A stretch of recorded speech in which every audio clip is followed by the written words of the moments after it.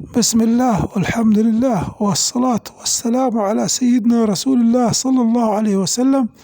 أعزائي المشاهدين، أهلا وسهلا ومرحبا بكم في هذا الفيديو الذي نقدم لكم فيه هذه القصة من أرض الواقع في هذه الأيام وفي هذه الأزمنة، وهي امرأة فرنسية غير مسلمة أمرت أو قالت لابنها لا بد أن تدخل الإسلام، يعني أمرت ابنها بالدخول إلى الإسلام وحببت له الإسلام كي يدخل في الإسلام رغم أنها ليست مسلمة. فلما ذهب الابن إلى أحد المساجد الكبرى ليؤسلم ويعلن إسلامه في فرنسا، فسأله شيخ المسجد فقال له لما جئت؟ قال جئت لأدخل الإسلام. قال هل أحد من الناس يعني قد غصب عليك أو أرغمك على هذا بأنك تدخل الإسلام؟ قال لا، ولكن أمي أمرتني أن أدخل الإسلام. فقال له هل أمك مسلمة؟ قال لا. قال وهل أنت يعني عندك رغبة تدخل الإسلام؟ قال لا. قال فلما جئت؟ قال حتى أنفذ رغبة أمي. فقال اذهب وأتني بأمك. فقال الشيخ للفتى اذهب وأتيني بأمك كي أسمع منها القصة. فذهب وجاء بأمه كي يسمع منها القصة وكيف تأمر ابنها أن يدخل إلى الإسلام، وهي امرأة غير مسلمة فرنسية. فقالت المرأة للشيخ نعم، أنا امرأة لست مسلمة، ولكني لي جارة مسلمة وأرى كيف يعاملونها أبنائها، يقبلون يدها ويقبلون على رأسها ويعاملونها معاملة حسنة ويحملون لها الطعام ويذهبون معها في أي شيء ويخافون عليها خوفا يعني أشد خوف. فمن أجل ذلك أحببت أن يكون ابني مسلما حتى يخاف علي ويطعمني عندما أكبر ويحملني عندما أكبر ويساعدني عندما أكبر، ولا يتركني في دار من دور المسنين أتعذب ولا يسمع بي أحد. فما جبرني على ذلك إلا أنني رأيت كيف شباب المسلمين يعاملون أمهاتهم معاملة حسنة ويحملون أمهاتهم على رؤوسهم.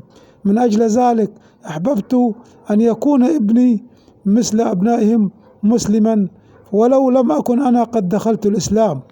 فهناك كثير من الأبناء والفتيات الذين إذا كبر والديهم ودعوهم في دور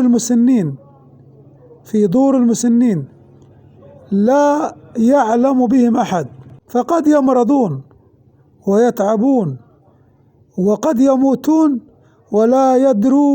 ولا يدري بهم أحد من أبنائهم. يعني كثير من الأبناء من يجعل أمه أو أبيه في دار المسنين ويتعب الابن كثيرا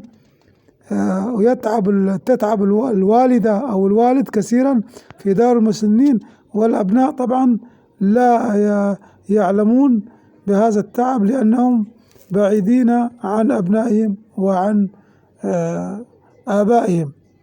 فلما رأت هذه الصورة، هذه المرأة التي غير مسلمة، صورة الأسرة المسلمة التي يحافظ بعضها على بعض، الأبناء والبنات والرجل. كما أني علمت أن عبادة الله في الإسلام تتلوها عبادة الوالدين، كما نقول طاعة الوالدين من طاعة الله عز وجل. فهي علمت وعرفت أن طاعة الوالدين وحبهم والرضا عنهما هو من رضا الله عز وجل، مع أن للأسف الشديد هناك كثير من شباب المسلمين رغم راحتهم ورغم غناهم وراحتهم المادية يضعون آبائهم وأمهاتهم في دار المسنين، وهذه مصيبة كبيرة يقع فيها البعض.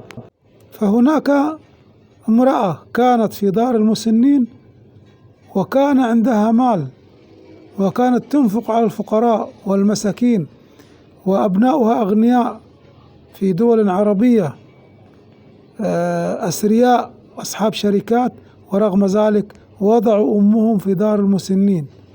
فظلت هذه الأم ترسل إليهم كي يعودوا إليها أو تنظر إليهم أو يقوموا بتكفينها وتغسيلها والصلاة عليها وحضور جنازتها، ولكن للأسف الشديد وهذه المرأة ماتت ولم يأتي إليها أبناؤها ولم تنظر إليهم ولم يشهدوا جنازتها ولم يقوموا بتكفينها وتغسيلها، رغم أنها ربتهم وعلمتهم وأصبحوا أثرياء من أصحاب المال، ومع ذلك لم يمنوا أو يحنوا على أمهم بنظرة كي تنظر إليهم في اللحظات الأخيرة وفي آخر لحظة من حياتها.